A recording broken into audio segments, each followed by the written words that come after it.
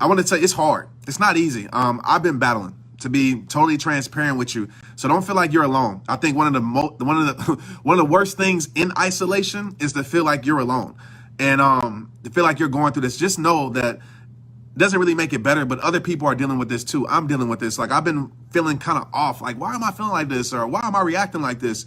And so I just had to get more emotionally aware of myself. I had to face the truth. I had to have conversations.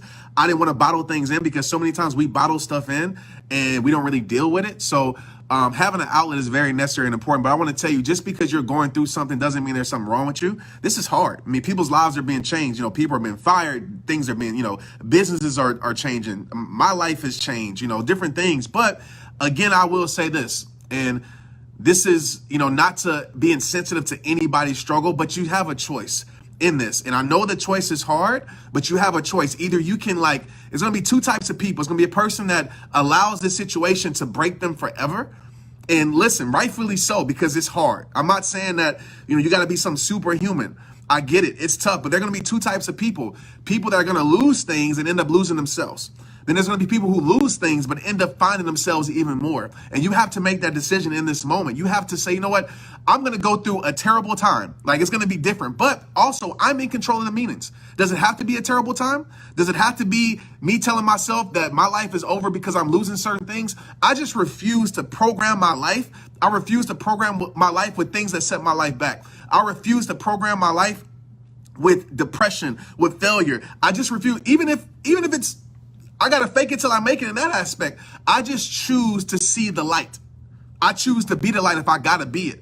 And so you have to ask yourself in this moment, okay, what's going to be built? Because when you find meaning in the moment, man, I'm already going in, and this ain't even about how to move on. But when you find meaning in the moment, when you find meaning in the struggle, when you find meaning in your life, whatever that meaning is, don't let me tell you what it is. When you find meaning, then you're able to live your life in a more powerful way.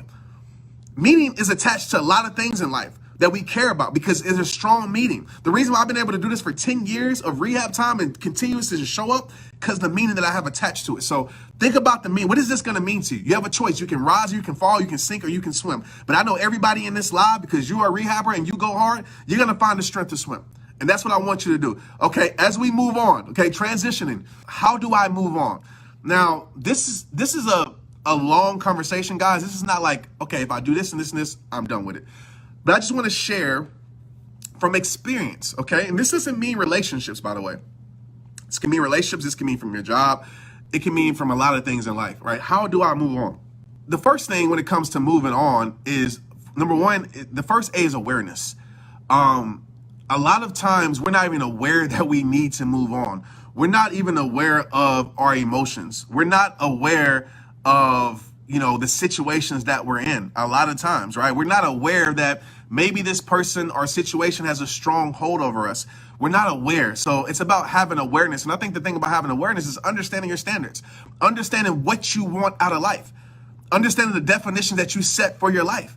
You have to be aware in that situation about what is going on, because when you're not aware, then things can control your life. People can do what they want. People can manipulate you. People can change you, right? You can be led down a path that wasn't even meant for your life, but you're not aware that you're even going down this path. So awareness is key. Okay, that's number one, awareness. The second thing is, after awareness, let me take a deep breath, man, because I'm so passionate right now. After awareness is acceptance, okay? A lot of people struggle with this, because it's hard to accept something is over. With me with football, I didn't want to accept that it was over, because I felt like if I accepted that it was over, then my life was over. If you accept that this relationship is over, or this job is over, or whatever it is for you, you feel like, okay, I lost. You feel like, okay, I failed. You feel like, okay, life is never going to be the same. And I hear that a lot. Your life is never going to be the same. Even in this quarantine moment, your life is not going to be the same. Okay, it's not, but that's a good thing, right? Become better. I don't want my life to be the same. I don't want to be the same Trent I was 2 months ago. I don't want to be the same Trent I was before the NFL when I got out. I don't want to be the same Trent I was before a past relationship that failed, or past friendship. I don't want to be the same. So yes, you're right. Nothing is going to be the same, but don't have that be a negative. Have that be a positive, right? Some of us are scared to accept it because a lot of times our identity is tied to it. What do I mean by that? Our worth, our significance, we're tied to that thing. We're tied to that person. So we feel like without it, my situation, football, without it, without that identity, who am I? Oh, I'm a nobody.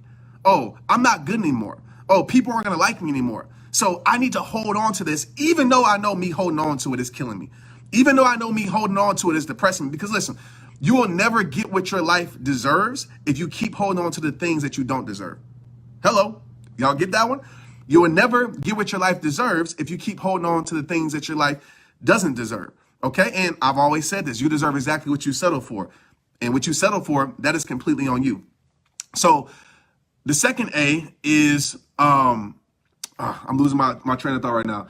The second is exception, right? Accepting it. And once you accept it, it doesn't mean that it doesn't hurt anymore, but it just frees you. You say, okay, this is done. This is over. And I will say this is like some kind of deep stuff, but subconsciously, a lot of times we can't move forward because subconsciously we're tied to a time that brought so much joy.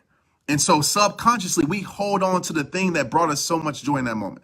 Right? So maybe a person came into your life and they gave you everything that you wanted. They made you feel beautiful, handsome. They made you feel incredible. They made you feel like you had a worth, all these things. And you still hold on to that.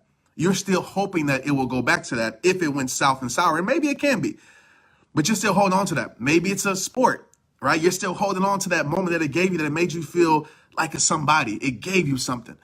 And you have to understand that that is no longer what it is.